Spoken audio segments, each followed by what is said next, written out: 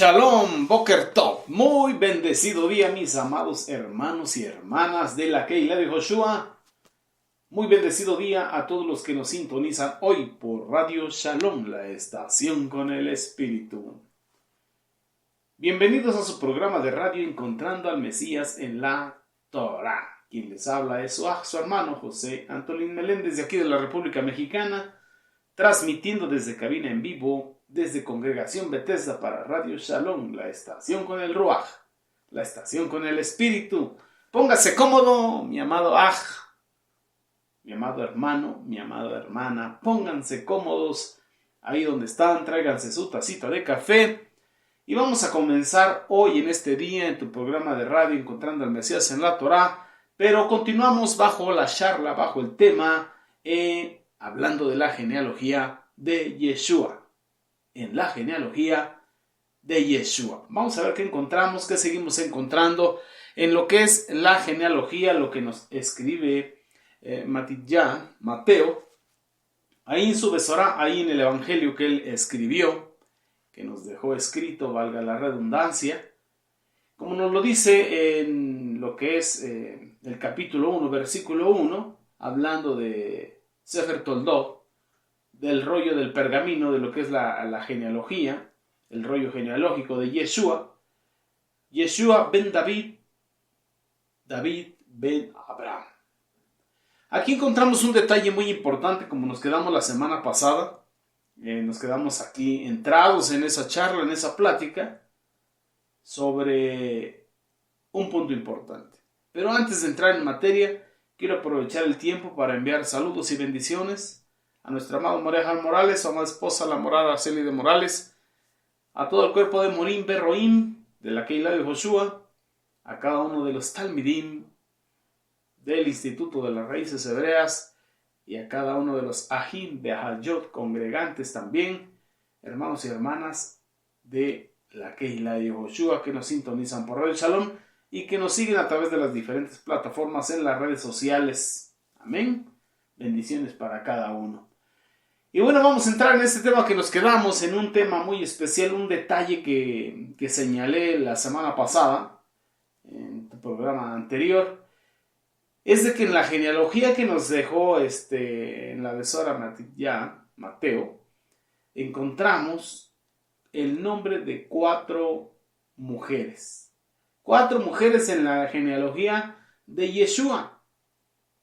Y para sorpresa nuestra, Mateo no incluyó, digamos, a Sara, a Rebeca, a Raquel, a Lea, a Bilha o a Silpa. No, él incluyó a Tamar, a Rahab, a Ruth y a Betsabé.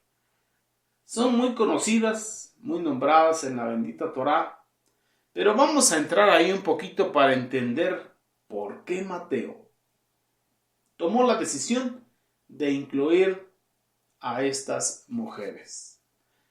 Y quiero invitarte a que vayamos ahí a conocer un poquito de la vida de Tamar, la primera que encontramos. Tamar, que del hebreo su nombre significa palmera, precisamente palmera datilera, de esa que siempre tiene sus palmas hacia el cielo, hacia arriba, gloria al Eterno. Y según la bendita Torah, en lo que es el Sefer de Bereshit Génesis, en el capítulo 38, ahí es donde encontramos la historia de Yehudá y Tamar, de Judá y Tamar. Judá, hijo de Jacob. Tamar es la nuera de Yehudá, el hijo de Jacob, como bien mencionamos. Judá, después de que vendieron él y sus hermanos por consejo de él a Yosef, y lo vendieron como siervo para ser llevado a Misraim, a Egipto, como esclavo, caminó rumbo al mundo, rumbo a Canaán, y se casó con una mujer cananea, y con esta mujer cananea, que no era de la fe hebrea, ni del pueblo hebreo, tuvo 3 hijos. Al primero le llamó al segundo le llamó Onán, y al tercero le llamó Sela. Y se casó con Tamar. Tamar, nos dicen los sabios de Torah, que es descendiente, es del pueblo de Shem, descendiente de Shem, es shemita, del pueblo del Eterno. Pero el Eterno consideró que era de mal corazón. Pues tenía el origen cananeo, un origen pagano, idólatra. Nos dice el libro de Yacer que el mismo día de su boda, ese mismo día falleció, porque era malvado a los ojos del Eterno. Entonces el Eterno lo hizo morir. La bendita Torah establece, según las costumbres de esa época, el hermano que le continúa tenía que casarse con la viuda, con la cuñada, para darle hijos a su hermano y de esa manera perpetuar la línea genealógica, en este caso de Entonces, Yehudá le dio a Tamar como esposo a su siguiente hijo, a Onán. Mas, sin embargo, Onán se negó a cumplir con su obligación marital. Nos dice la Torá que vertía el suelo. ¿Para qué? Para no darle prole a su hermano. Y prefirió hacer otras cosas, incluso casarse con otra mujer. Esto lo vio mal el Eterno, y entonces el Eterno lo hizo morir. Y después de la muerte de Onán, Yehudá, padre de Onán, prometió a Tamar que su hijo más joven, el más pequeño, Sela, se casaría con ella cuando éste creciere, y que mientras se guardase en su casa, como una viuda, se guardase para el Eterno. Mas sin embargo pasó el tiempo, y Yehudá no cumplió con la promesa que le hizo a Tamar su nuera. En el tiempo que Yehudá salía a lo que es trasquilar las ovejas, y también era parte de una fiesta y un festejo, Tamar tomó la decisión de realizar una costumbre que se tenía ahí en tierra cananea y se disfrazó de prostituta. Se sentó a la entrada de la ciudad de Naín como era costumbre de las cananeas.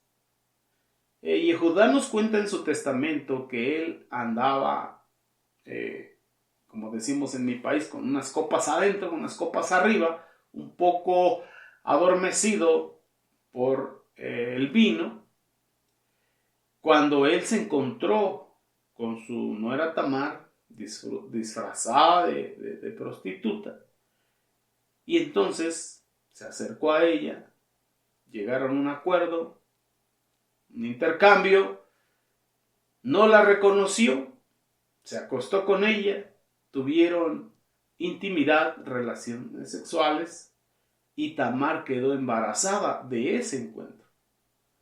Cuando Judá se enteró de que Tamar estaba embarazada, se indignó en su corazón y ordenó entonces que Tamar fuera llevada a la hoguera, que fuese quemada por su pecado, por una supuesta infidelidad a la promesa de que sería casada con Sela, su hijo menor. Mas sin embargo, Tamar, antes de ser quemada, envió a Judá objetos que le había dejado, como su cetro, su bastón, su anillo de sellar, y se los mandó y le dijo que el padre del niño que esperaba, que en realidad eran dos, era el dueño de esos objetos. Judá pensó en su corazón, en su mente, que quizá alguien se los hubiese dado, alguien se los hubiese regalado y ahora ella estaba usando de chantaje. Pero Yehudá se dio cuenta de su error y reconoció que Tamar había actuado con justicia, que ella era más justa que él porque le había prometido y no cumplido con su promesa. Así que Tamar fue 2 veces la nuera de Judá, así como la madre de 2 de sus hijos. Así que Tamar fue nuera 2 veces de Yehudá y también madre de 2 de sus hijos. Estamos hablando de los gemelos, Fares y Zara. Entonces la historia de Tamar en la bendita Torá nos enseña cosas muy importantes, como la perseverancia en medio de las adversidades, la justicia, nos habla de la moralidad y la responsabilidad en las relaciones humanas. En otras palabras, asumir nuestras propias responsabilidades. No prometer si no vamos a cumplir, y no que prometamos y no cumplamos. También nos muestra el amor del Eterno y su plan redentor, incluso en las circunstancias más difíciles y más complicadas. ¿Por qué? Porque de esta historia se deriva lo que es Mashiach ben Fares. Mashiach ben Fares. Por el hijo de Tamar. Esto en una mentalidad hebrea. Por eso es que encontramos en la genealogía Mashiach ben David, Mashiach ben Jacob, Mashiach ben Isaac, Mashiach ben Abraham. En lo que es la línea de nuestros patriarcas en la Emuná. Ese es un hebraísmo, algo en la mentalidad hebrea. Y es lo que nos enseña esta historia sobre la vida de Tamar. Estas cosas importantes. Perseverar en medio de las adversidades nos habla de la justicia que tiene que ser lo más importante en medio de todo problema y circunstancia. Lo importante que es la moralidad y la responsabilidad en las relaciones humanas con el prójimo. Asumir nuestras propias responsabilidades y a comprender el amor del Eterno y el plan de redención que Él tiene incluso en las condiciones más difíciles humanamente hablando. Porque para el Eterno no hay nada imposible. Para Él todo es posible. Vamos con la otra mujer de este listado en la genealogía de Yeshua. Estamos hablando de Rahab.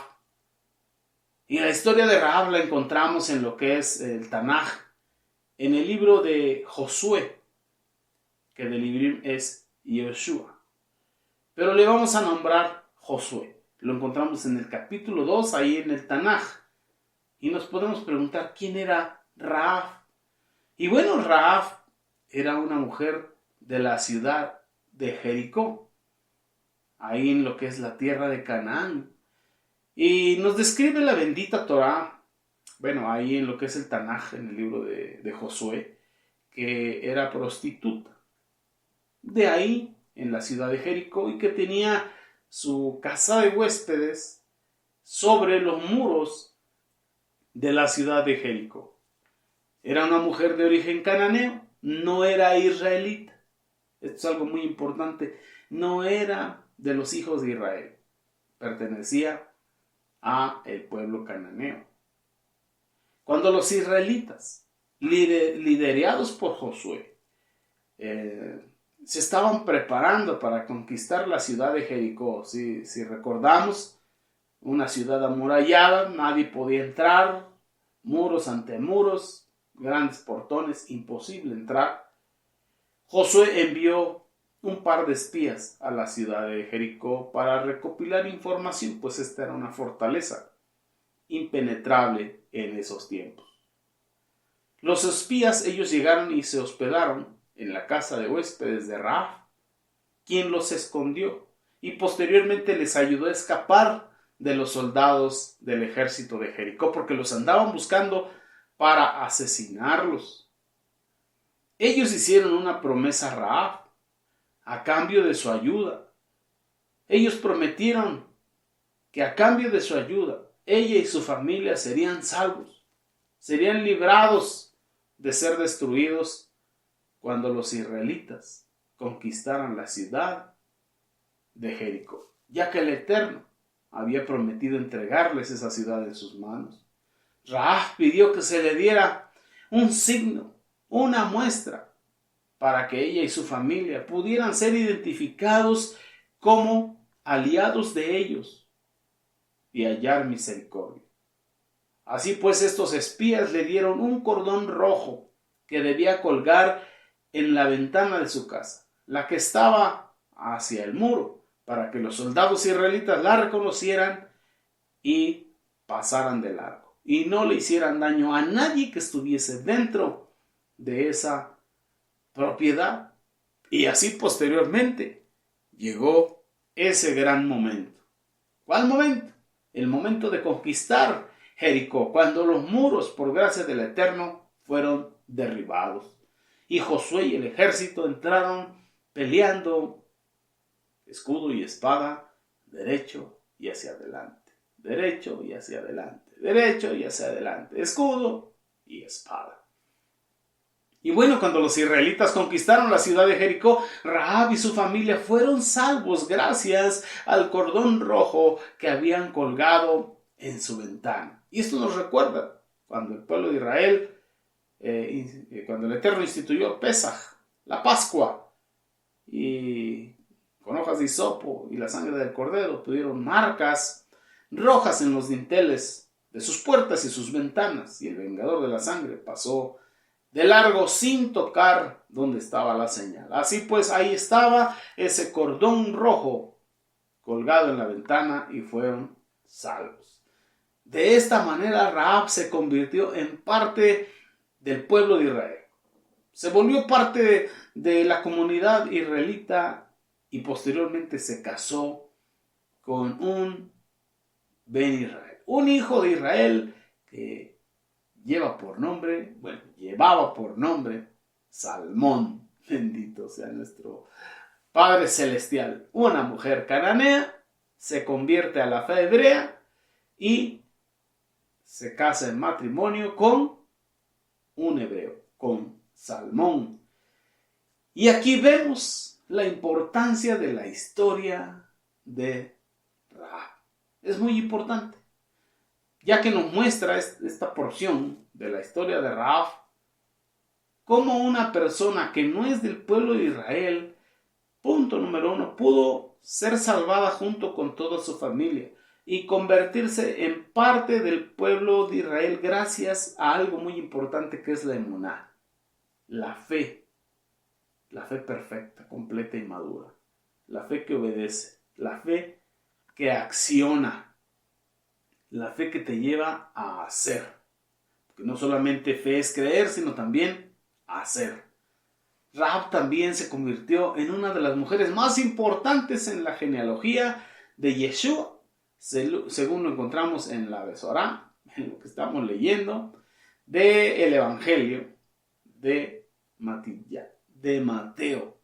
Ahí está mencionado. Y aparte de que está mencionada en el Tanaj varias veces, también la encontramos en lo que es el Brit Hadashah. Encontramos en el Brit Hadashah que Rahab 1 está considerada en Matidya capítulo 1 versículo 5, cuando nos habla de que Salmón fue el padre de Boaz y la madre de Boaz fue Rahab, tal y como lo estábamos viendo.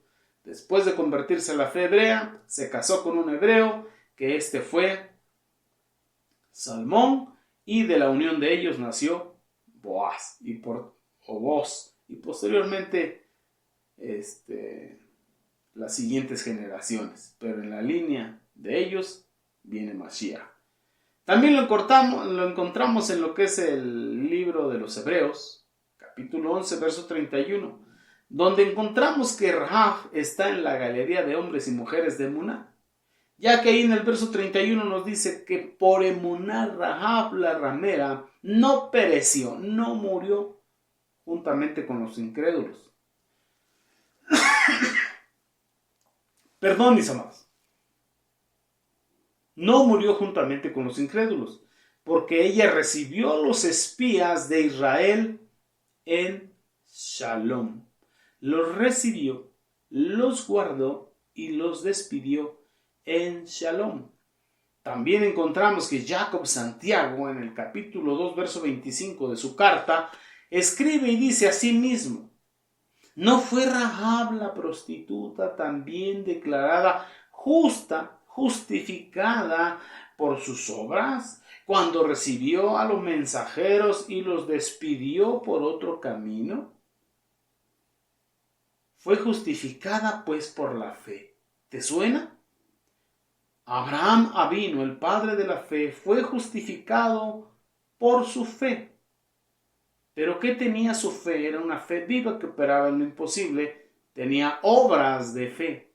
Así pues, Rahab tenía fe y su fe estaba viva por las obras de fe. Arriesgó su vida por guardar a los mensajeros y por despedirlos por otro camino donde no los encontrara. Así que podemos encontrar que las cualidades de Rahab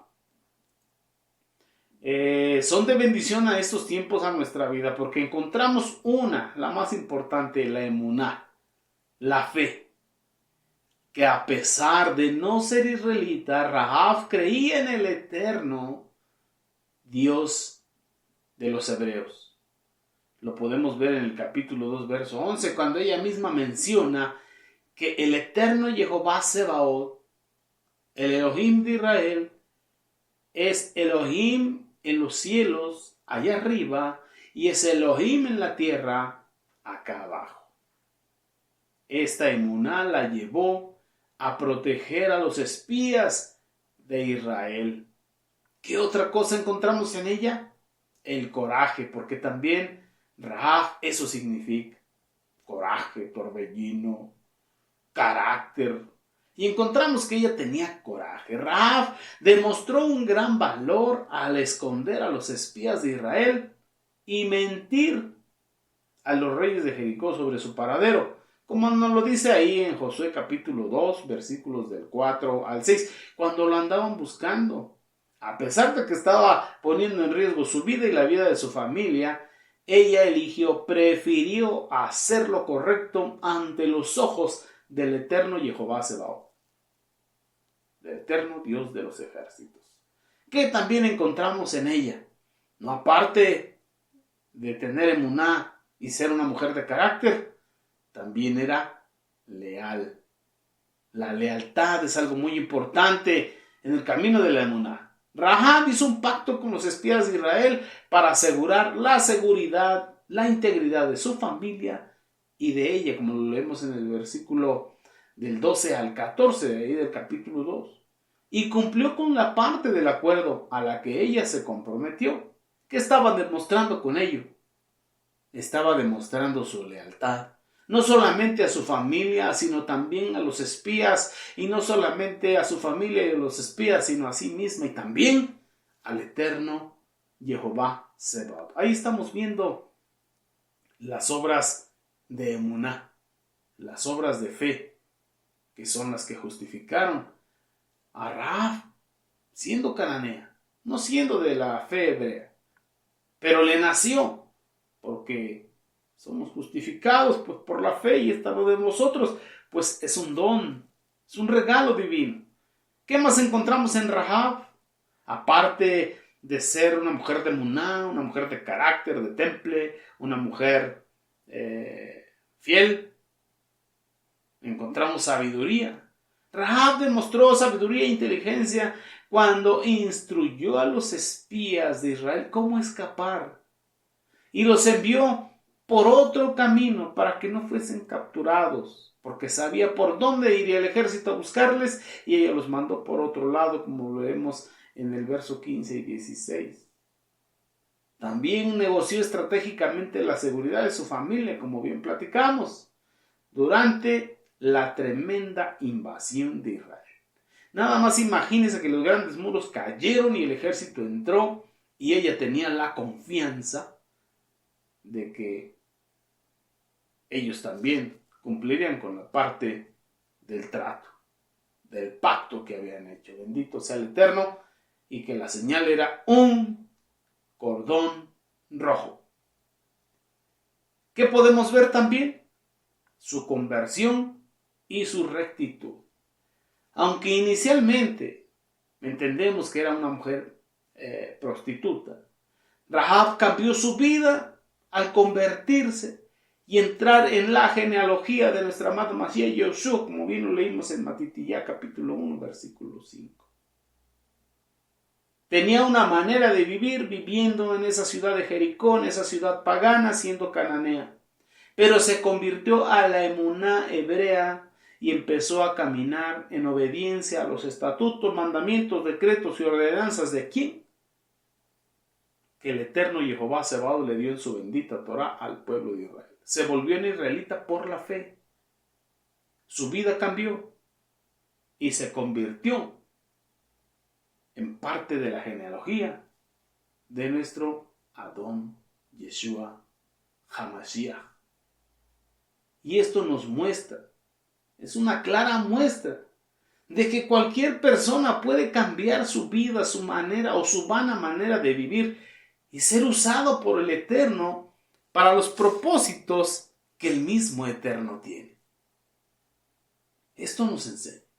Cualquier persona, por más vil que sea, la vida más ruin que lleve, puede cambiar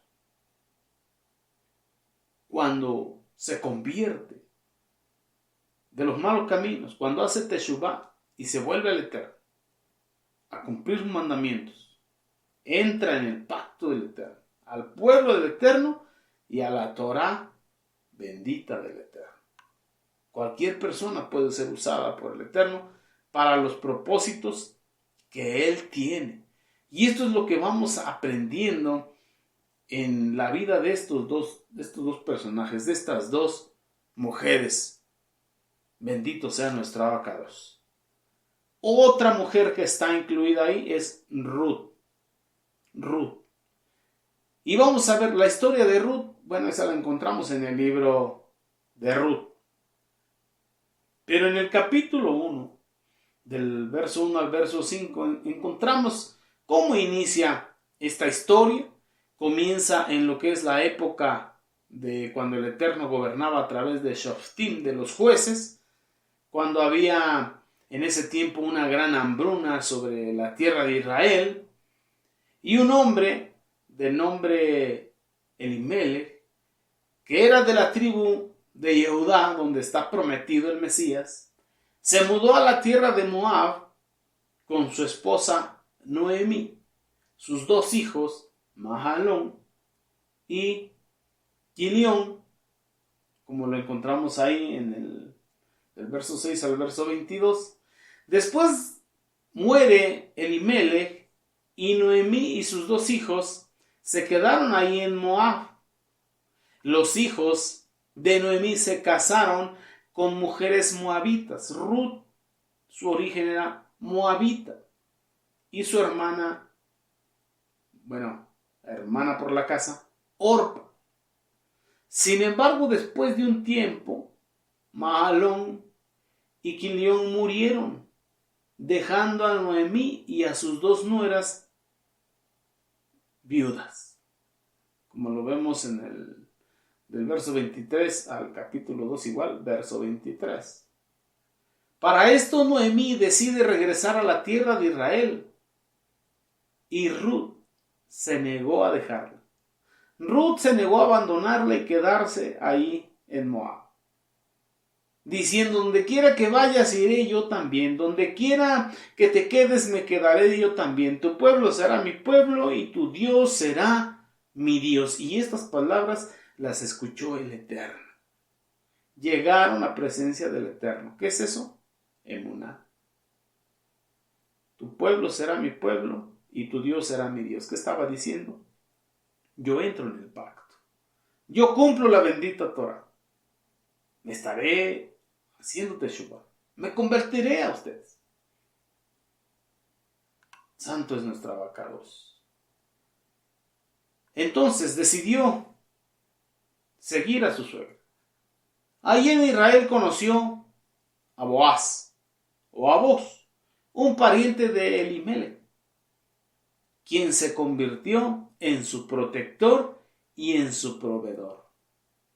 Ruth se enamoró de Boaz y se casó con él y tuvieron un hijo llamado Obed. Después de la muerte de Noemí, Boaz se convirtió en el tutor de Obed y Ruth se convirtió en la abuela del rey David, de David Hamelech. La historia de Ruth es un ejemplo de la fidelidad, de la lealtad y la bondad de una mujer extranjera que se convirtió en parte de la familia de Israel y en la antepasada de David Hamelech y de Yoshua Hamashiach. ¡Qué bendición! Pero bueno, vamos a ponerle pausa aquí, mis amados Ajim Behayot. Vamos, tome una tacita de café, un tecito, un postrecito y regresamos en un ratito. Aleluya, salió en verso y sin esfuerzo. Pero bueno, nos vemos en unos minutos. Vamos a una pausa y regresamos. Beshem de Yehoshua HaMashiach.